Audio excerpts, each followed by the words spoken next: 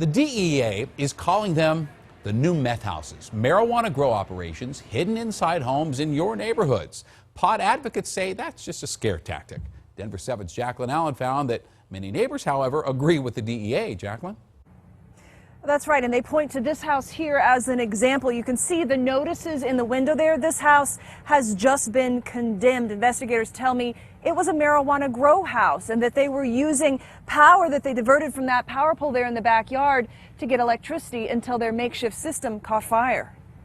These grow houses are extremely dangerous. Fires, explosions, dangerous chemicals, and mold. In a new unclassified report, the DEA says marijuana grow houses may be the modern-day meth houses. Those are the signs condemning the house. Something the North Metro Task Force commander has seen firsthand after uncovering more than 100 illegal grows so far this year. The meth labs had their certain dangers and certain risks with meth labs.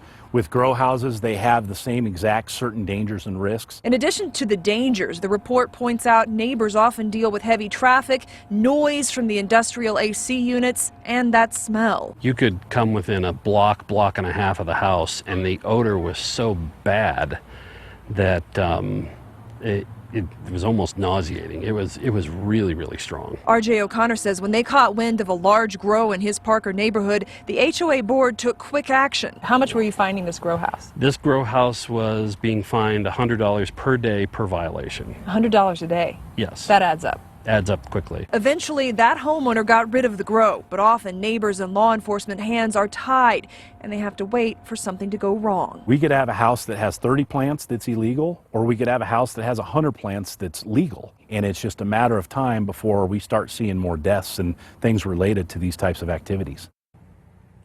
But the marijuana advocacy group NORML says if marijuana were legal nationally and regulated, we wouldn't have problems with these kinds of illegal grows. There just wouldn't be the demand. They say this is really just a sensationalized scare tactic by the Drug Enforcement Administration. Reporting live, Jaclyn Allen, Denver 7. Thank you, Jaclyn.